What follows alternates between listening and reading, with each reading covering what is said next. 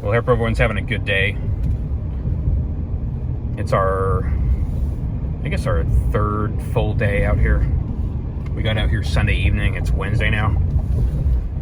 Spent the majority of our time out here in, I guess you'd call it the South Bay, between San Jose and San Mateo, give or take.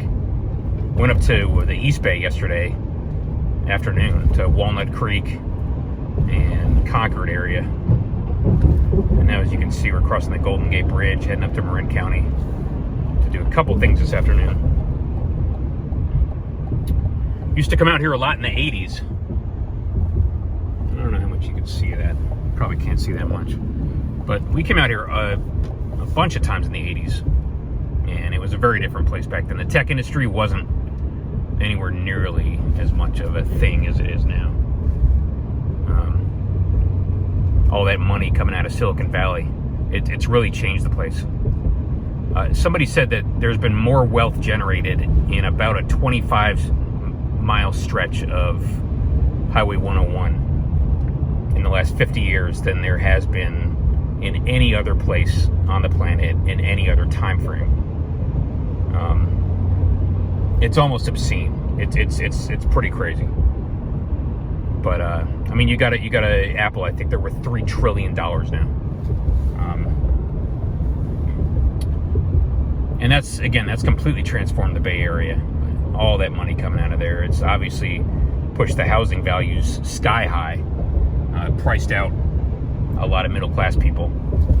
Marin County, which we're coming up on, you actually used to be able to afford to live there on a middle class salary, believe it or not, back in the 80s. And these days, absolutely not even remotely possible. And it's hard to live anywhere in the Bay Area, or for that matter, California, unless you go 15, 20, 25 miles inland,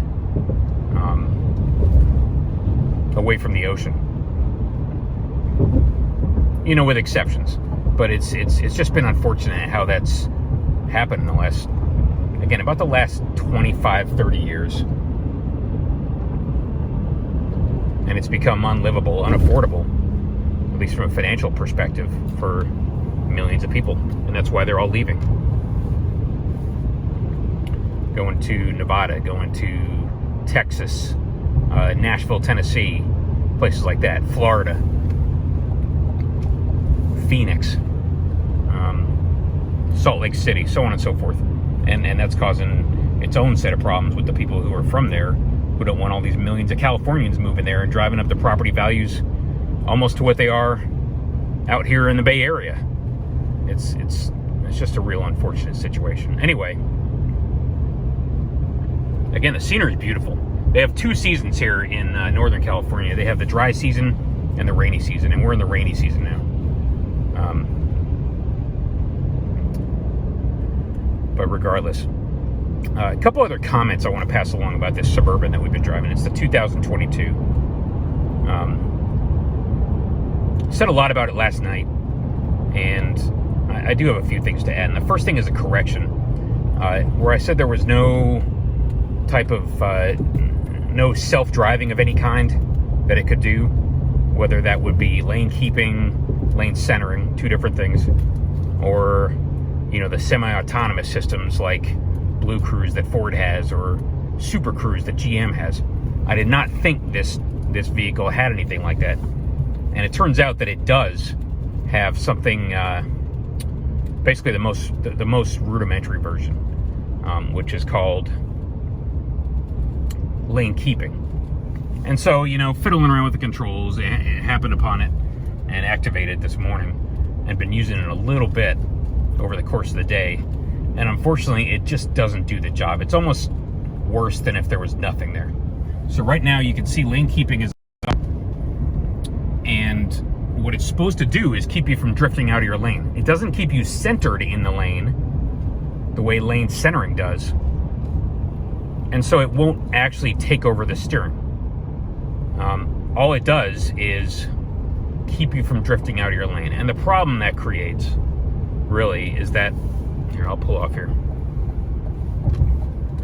The problem that it creates is that you basically end up sort of bumping back and forth between the lane dividers, and you never really are centered in the lane. And so it probably creates the appearance almost of a drunk driver, just kind of wandering from one side of the lane to the other. And that's just, you might as well not even be, it might as well not even be there if that's all it's going to do for you. If it doesn't actually keep you centered in the lane, there's really no point. I suppose it can keep a distracted driver from completely drifting out of the lane and crashing into somebody else or going off the road.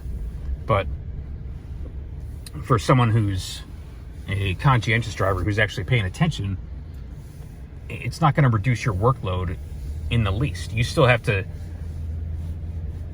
execute that driving task and keep the vehicle centered completely in the lane with your own effort. Now the Ford, the F-150, which has lane centering, takes over that task from you and reduces your mental workload by about 80%. And that makes a big difference. We drove that truck, the F-150, cross country spring of last year, and we did one day that was almost 1,000 miles, and it was just no big deal because the truck did all the driving because of lane centering. Again, lane keeping, all that's going to do theoretically is keep you from going out of the lane and crashing into somebody else. And that helps. But if you're a distracted driver, but for a driver who's actually paying attention, it doesn't really do you any good. So there's the correction or the update on that. A couple other things to pass along. We mentioned yesterday that it drives okay, the Suburban. And that's really the best description I can give you. It just drives okay. Compared to the Suburban we own, which is a 2007, which is 15 years old, it's not really an improvement. That old Suburban, it feels, compared to this, longer, wider, much more comfortable when you're driving either across town or across the country, because it stays planted better. It feels like it handles better. This thing is sort of short and stubby and skinny, and it always feels like you're about to tip over. Feels like you're driving a delivery truck. The best difference I can make is the best comparison I can make is between if you ever experienced either of these things, the M1 tank, which is long, wide, and short, and as a result, it handles very, very well in rough terrain. It just sort of glides over it. And then you got something called the Bradley Fighting Vehicle, which is the Army's infantry, carrier, and combat vehicle. And again, it's shorter, it's narrower to some extent, and it's a lot more top heavy. And so you're just constantly feeling like you're about to tip over, and it almost gives you motion sickness. And so that's the difference. This thing, in terms of the way it drives, it almost reminds us of our 04 Expedition, which, again, compared to the Suburban, it's narrower, it's shorter, and it feels taller. Your seating position is definitely higher. And so you're just constantly getting, pushed around like that. It isn't remotely comparable in terms of comfort level to the F-150 that we own. And so that's all I'll say about that. I don't want to sit here and rag on it all day. It's got the independent suspension in the rear, which they finally came around to introducing for this generation, which Ford came out with in 2003 for the Expedition. And that had the effect of creating huge amounts of room for a third row to fold completely flat. And it probably also improved the ride and handling a little bit. I'm guessing it also cut down the payload somewhat, as an independent rear end tends to do. But GM has finally come around and done the same thing for this vehicle, for the Suburban, giving it an independent rear suspension. A couple other things to pass along. Again, in terms of the dashboard, it just seems like an absolute mess ergonomically. Look at the tachometer needle on the right. You can barely see it when you're staring right at it, let alone when you're driving and trying to keep your eyes on the road. There is no way at all to check the RPMs. And you might think, well, why do you need to? You don't desperately need to, but some people actually pay attention to that kind of thing. Your speedometer, again, that dial on it, the needle on it is tiny, minuscule, and you got glare on it as we do now. You just can't really see anything.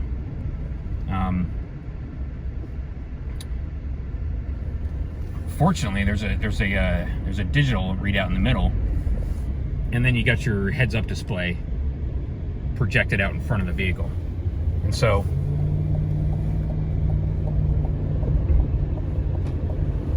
again, we're just going to call it an ergonomic disaster. We just passed through Sausalito briefly. That was the detour we took. Now we're back on the 101. This is the exit from Mill Valley. Actually had a close relative that went to high school here at Tam High School. And that place's claim to fame is that Tupac went to high school there around the same time. And so did a gentleman who we both knew at one point or another, knew him in college very well. And he wound up being the director of flight operations for SpaceX. I think he's up in he's up at Blue Origin now. That's Mount Tam, if I'm not mistaken. Off on the left. I think that might be Tiburon over there.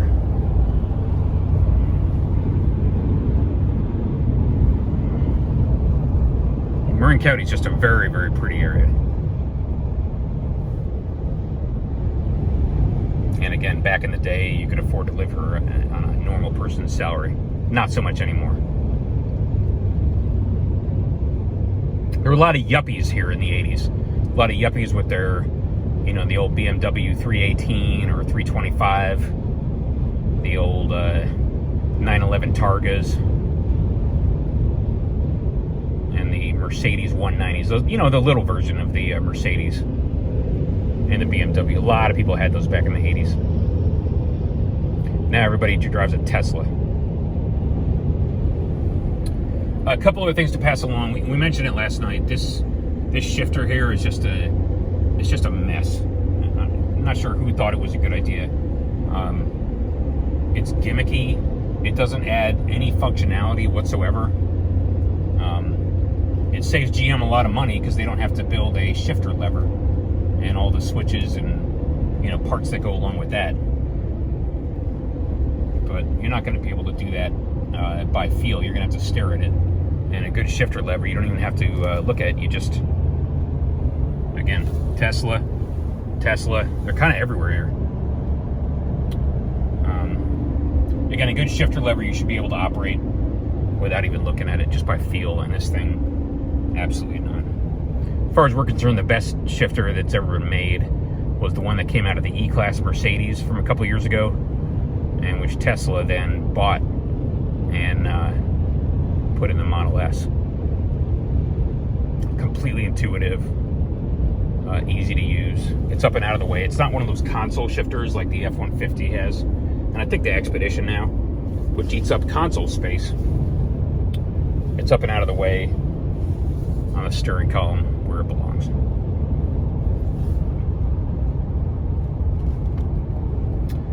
Small details, and a lot of them are small, but the problem with this vehicle is that they just, in so many ways, they kind of phoned it in. They didn't pay a lot of attention to the details that they should have.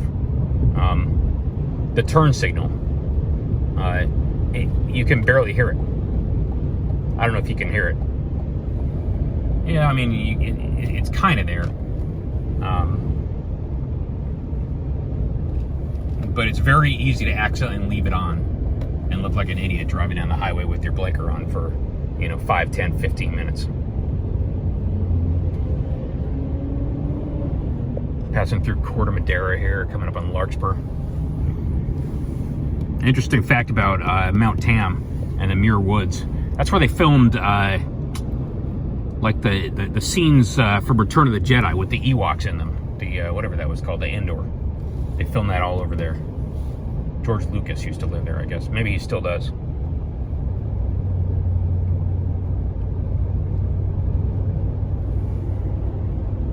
this place is a really good time in the 80s. Not sure what it's like now.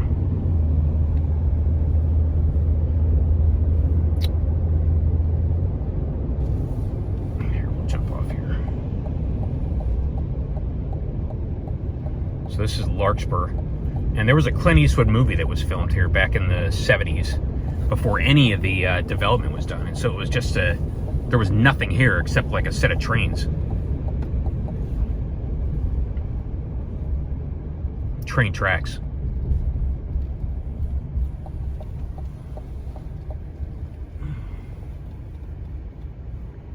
And like a quarry. Can't remember what movie that was. But yeah, they really built this place out in the late 70s, early 80s into what it is now. You see gas is in the $4 to $5 range. Just had to top off the Suburban. It was almost $100.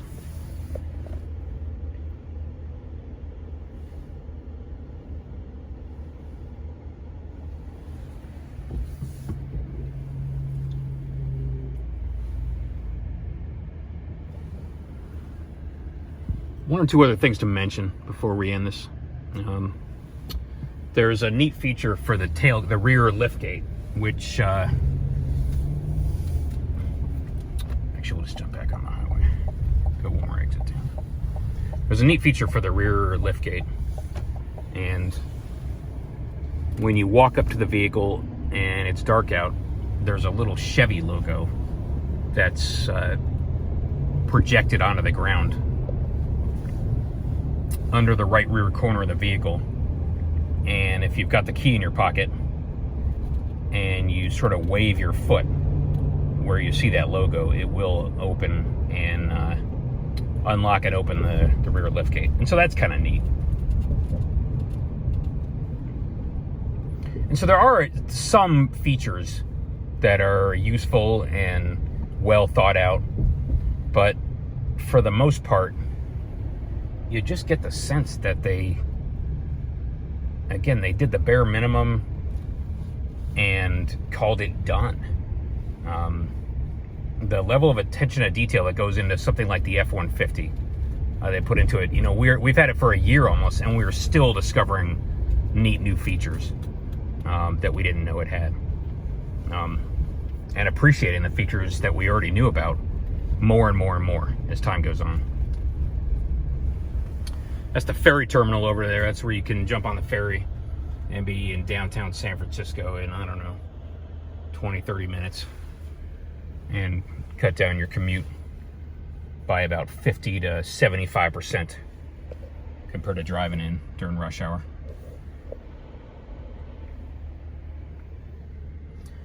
The fuel filler is capless, and that's nice, but it does not have a release. And so you just walk up to it and you open it up. And I'm not sure if that's if it's locked when the vehicle's locked or not. You can certainly check into that. The Ford has a release that you have to hit, and the reason for that is because the gas tank is pressurized. It's got a stop-start system, and I guess it takes some work to get that thing to operate smoothly. There's the ferry I was talking about a minute ago, and that's why you got to have that release that way. The Suburban, not so much.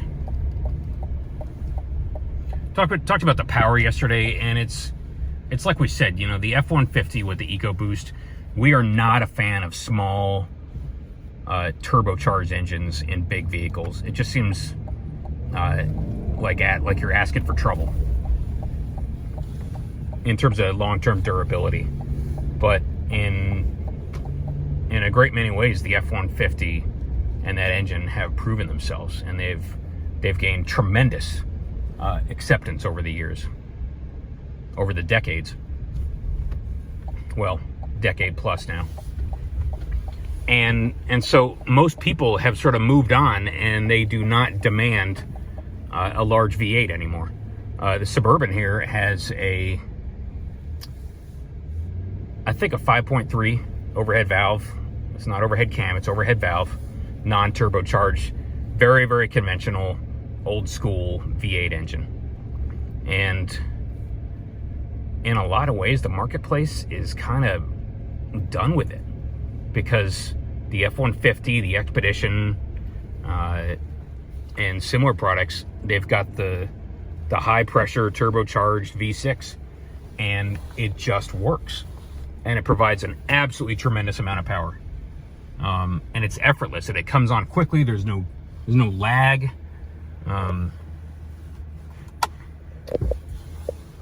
And we love driving that F-150 because it just gets down the road and it puts on speed exceptionally fast. This thing, you know, as of yesterday, we'd driven it about 250 miles. As of now, we've driven it 300 plus. It just feels like you're sending your request to the engine room, and eventually it gets around to giving you some speed, giving you some power. And you're going to hear about it, and it's not going to be happy about it, and eventually you will get up to speed. But no, it doesn't enjoy accelerating fast. It doesn't enjoy working hard.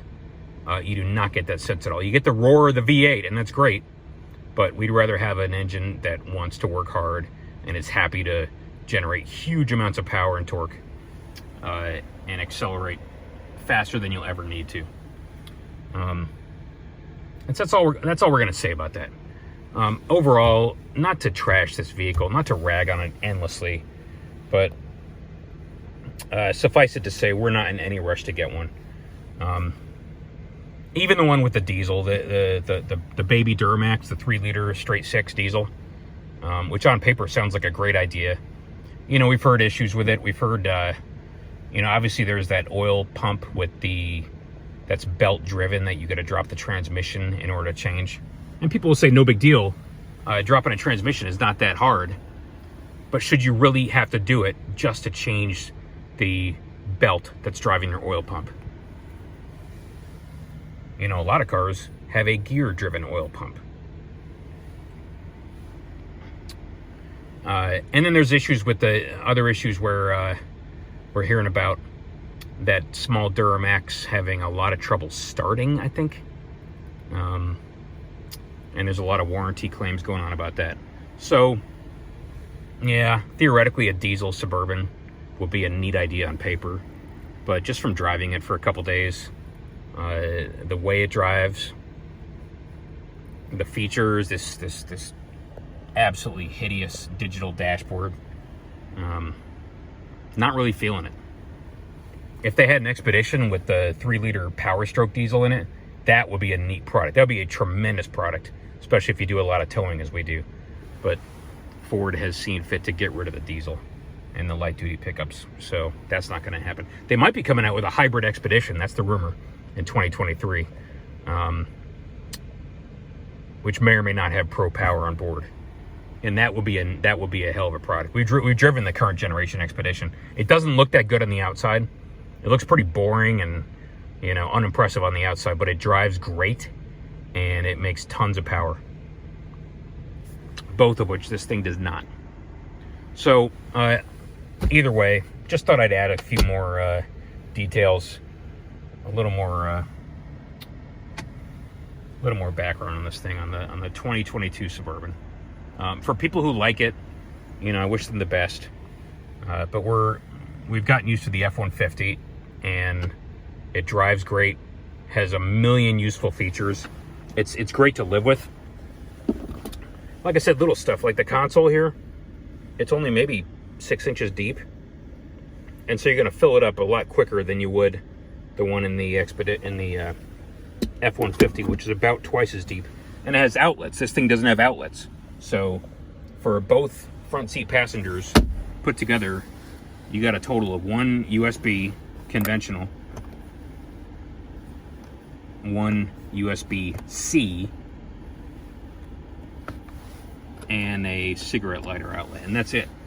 And these days, that's not enough. So, anyway, thanks everyone. Hope you all have a great afternoon, and we will talk to you later.